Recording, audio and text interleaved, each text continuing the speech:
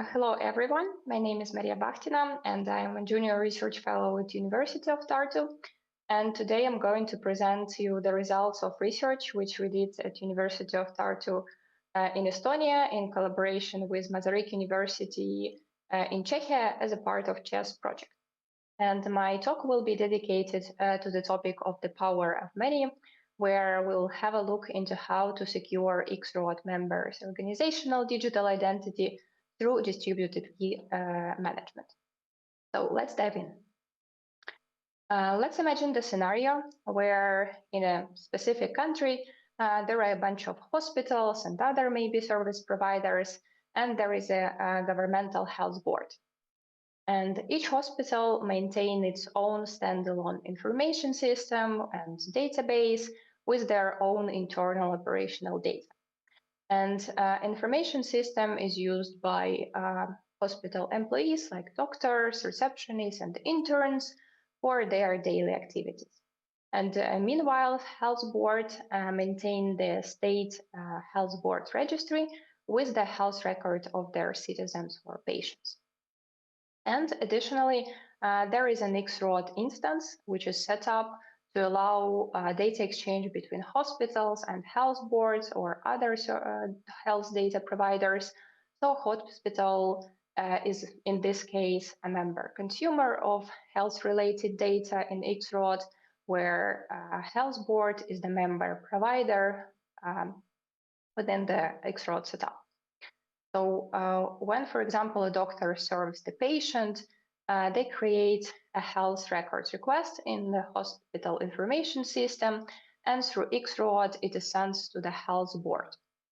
And based on the request, the health record is provided to the hospital and further to the end user, in this case, doctor.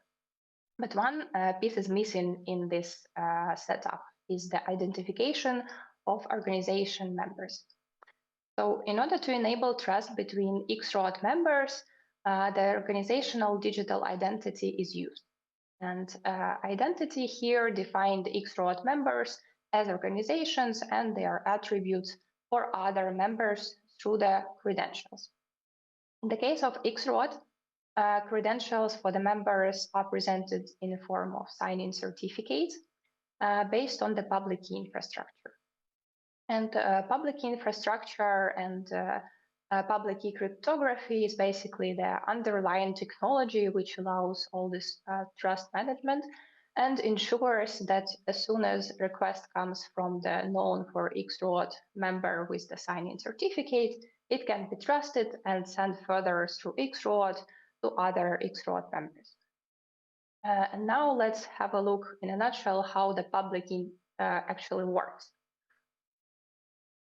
So public key infrastructure relies on the usage of a pair of keys, which are related and basically written in the member's credentials. A private key is supposed to be available only to the identity holder, or in this case, member of the XROAD, and this private key is used to sign the message. So such signing works like a seal or message or signature over the whole message, and it basically does not allow change the message once the signature is created. And when the message is signed and sent to the external entity, we call him verifier. Verifier uses the publicly accessible public key mentioned specifically in the credentials to verify that the message actually comes from the certified member. And as a result, when the message is being signed, the identity holder makes sure that nobody except for him from this moment can change the message content without it being noted. And thereby, it provides integrity to the message. And on the other side, the verifier from now on can be sure on the authenticity of the data of the message, because that it actually comes from the known and trusted identity holder. So coming back to our XROAD scenario with the hospitals and health board, the security server component of the XROD is actually the one who is responsible for controlling the member's private key, and thereby it plays the role of fully trusted custodian of XROD member's identity. So when information system creates a data request, either originating from end user like doctor or which is automatically generated within the information system, it is being sent in a plain form first to security server, which signed it with stored their private key on behalf of the hospital. And only from this point, being message signed, the integrity and the authenticity of the message is ensured. So then the signed message is sent through XROD to data provider, which verifies the signature using the public key of the consumer. And upon successful verification of the signature, the requested data is provided through XOR back to the data consumer. And actually, the analogous signing happens on the side of data provider as well. And the provided health record is also signed, but for this setup, let us consider only one side and only identification from the perspective of the data consumer. So as I mentioned, in the case of XROD, the identity of each organization member is mainly controlled by security server who is fully trusted, which means that in reality, it is either member security server administrator or a third-party organization which manages the security server instead of the member itself and has full control of the member's identity in XROD instance. But do we actually trust this custodian? And what if it's being compromised and is willing to create the data request on behalf of the member without them actually originating from the member's information system? Or what if the security server wants to alter the message before them being assigned and transferred through XROD? So as we can see, such centralized or outsourced control of our members' private key poses a threat to message authenticity and integrity. So here comes the main question we came up with in this research. Do we actually need to have one fully trusted identity controller, even though the credentials were centrally issued in the first place by a certification authority? And according to emerging concept called Zero Trust Security Strategy, which is also recommended by Information Security Standard ISO 27001, we actually don't. And this concept says that no one should be trusted by default from either inside or outside of the network or organization, and verification should be required from everyone as much as possible. So for XROD, where members could be either governmental agencies or private companies which are connected into trusted network, the current focus is on the establishment of trust between members or between organizations who provide and can consume the data.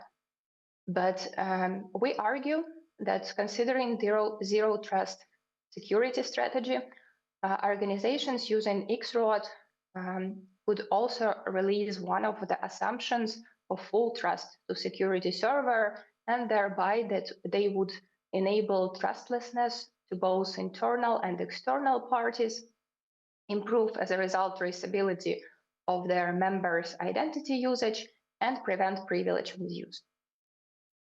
So in order to enable zero trust for managing centrally issued credentials or organizational identity, we came up with the following solution.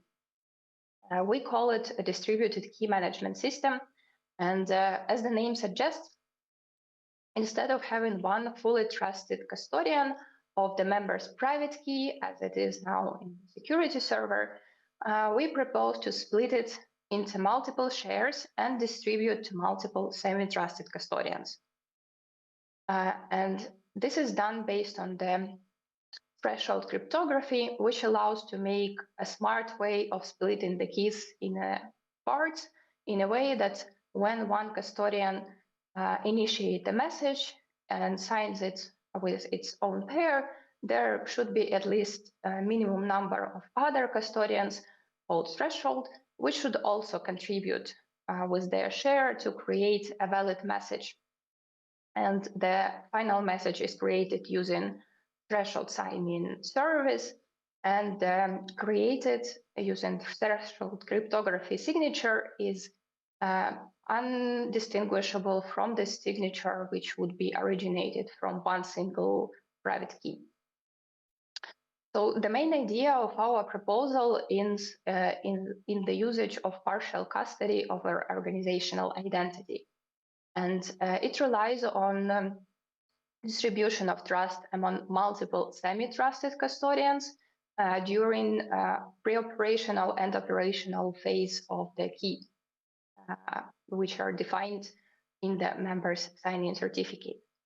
And such distribution can make place either already during the key pair generation at the very beginning or later on during distribution and derivation of new pair and distribution to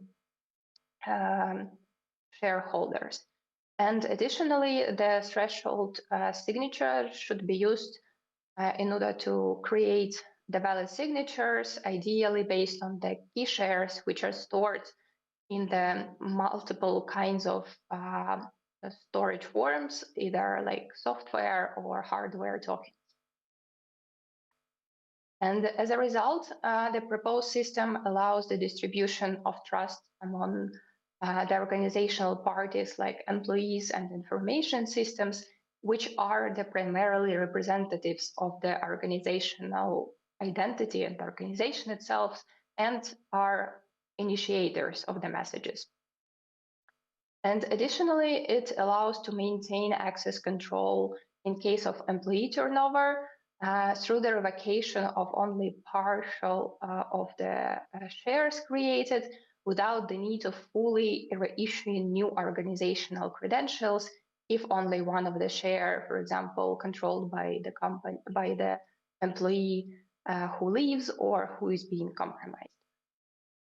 And finally, the solution allows cryptographic enforcement of access policies, for example, allowing creation the signatures or message request only during specific hours or by specific roles representatives. And in order to test our solution, let's come back to the scenario with hospitals.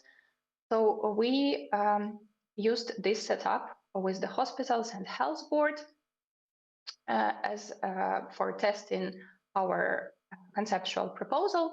And we defined a threshold instance with the hospitals, which would want to have not one private key, but distribute among 5 semi-trusted representatives like doctors, interns, receptionists, automatic signer information system, and only one of the key shares would stay with the security server.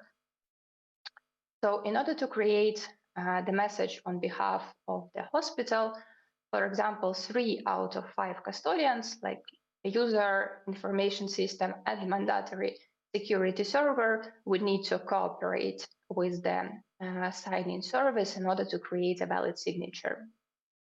And through implementing this testing scenario, we verified that solution works and the data provider in Xrod, which is in this case a health board, does not perceive any changes and message exchange is successfully done.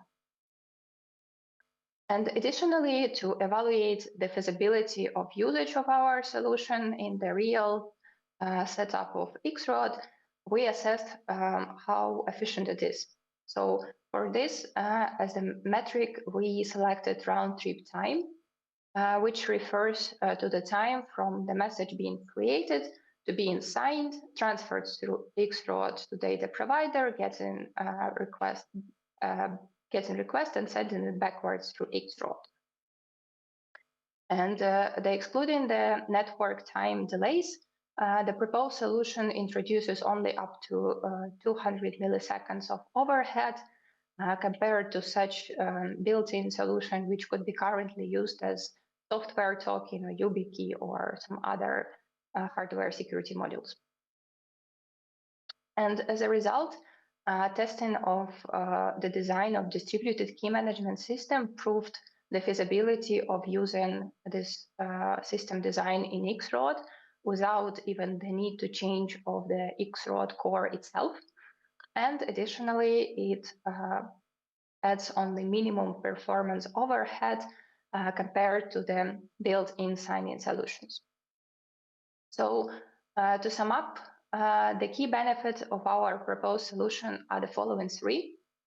First, there is enhanced security, which allows to make, for example, zero trust security possible for organizations who are members of X-Road.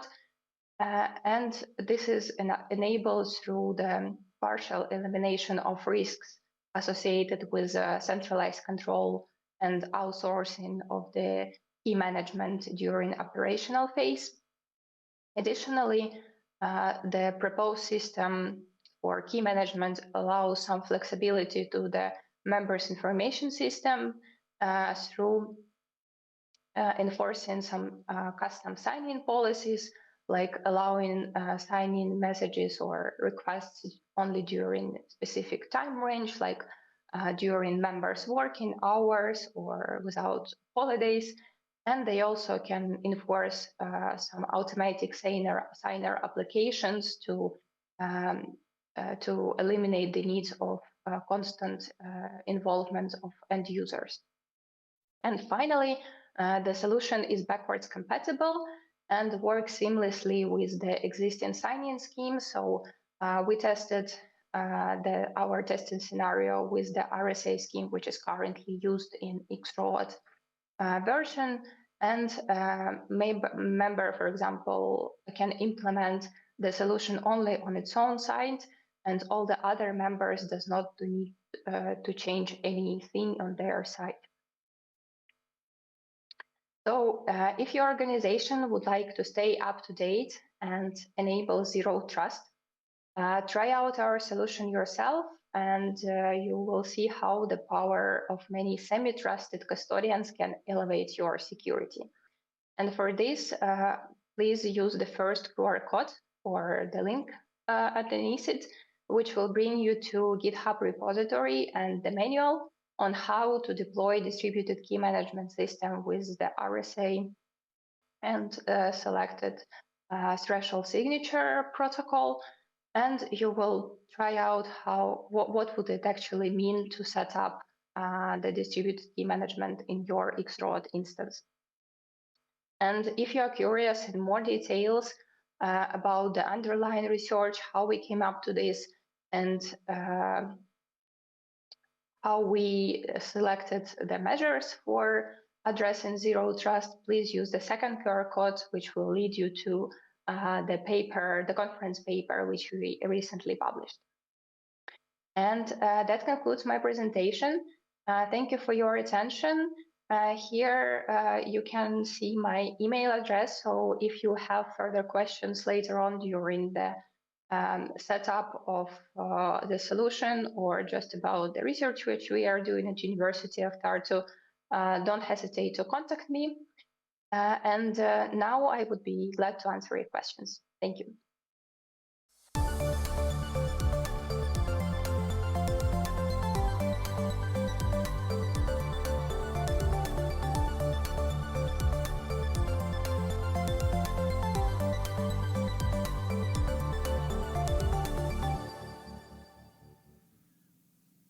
Thank you, Mariia, for your presentation. And indeed, we already have 2 questions for you, but I do 3 questions. One just came in, and I do encourage our community to keep dropping questions in the Q&A feature. So let's start with the first one, Mariia. Do you have any estimate how much overhead would using a threshold signing service introduce, or how much would affect the speed of the message exchange? Hello, once again. So It actually depends on the service, on the sign-in service you select and where exactly you deploy.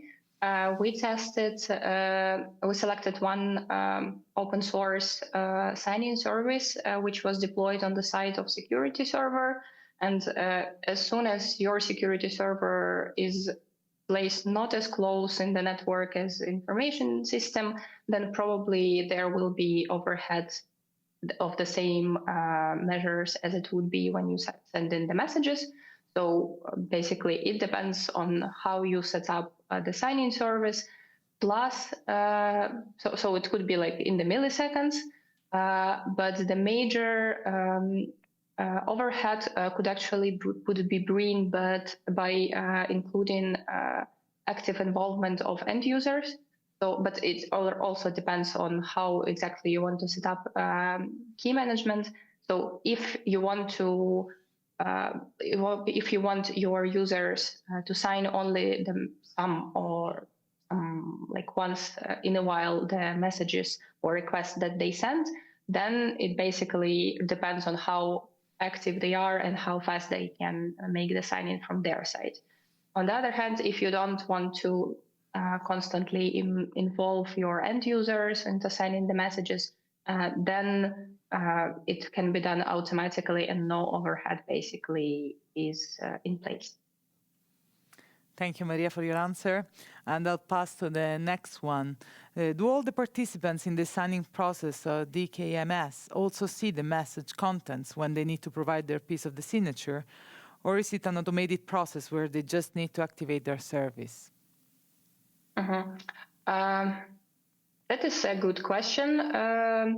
As soon as your message would be encrypted before it's sent, which ideally you would want to do all the time, then the following up custodians wouldn't have access to the plain message sent. So if you have this policy in place, then no, it's fully closed. And for example, if you have now the encryption of the message request sent from your information system to security server, then it basically stays absolutely the same and would be closed for follow-up custodians who are needed to provide their key shares. I see. Thanks for your clear answer. And the last question from the community, but please, again, keep sending your questions. What is a practical MNN for a typical X-road solution? And does this mean all the individual key holders need a manual action before the message can be sent? As I mentioned before, it depends on your setup. No, it doesn't always mean that you need to involve manual assignment of all the messages sent through X-road. We showed the case where you basically try to protect the data requests sent by end users and thereby make sure that end users are actually creating those messages. But in case you want to just avoid privilege misuse by security server, you can use two key share, one with the information system, one with the security server.